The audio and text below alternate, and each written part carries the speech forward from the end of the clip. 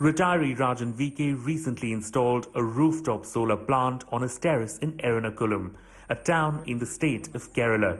I got a 40% subsidy under a government scheme to set this up. I am seeing huge savings on my electricity bills now.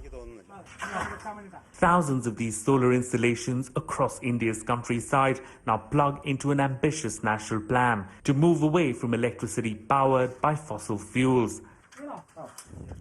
Behind these plans, some of India's biggest companies, such as the oil and gas major Reliance Industries, which will establish and enable at least 100 gigawatts of solar energy by 2030.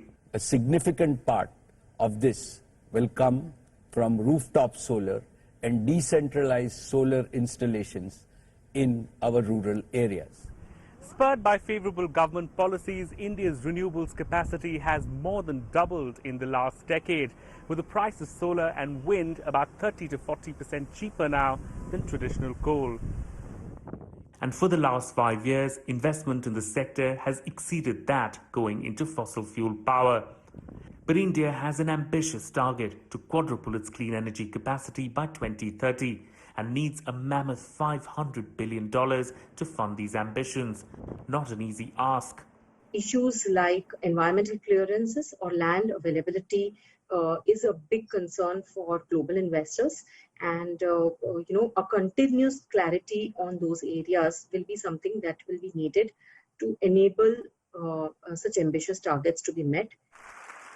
There's also no guarantee that money which has been promised will materialize, such as $100 billion a year rich nations had pledged to help poorer countries combat climate change by 2020. The investments that we've seen from global multilaterals really has been a trickle so far. We have not seen a line of sight into that promised $100 billion. India still depends on fossil fuels for 80% of its energy needs. And by 2030, it's projected to become the world's third largest energy consumer, overtaking the European Union.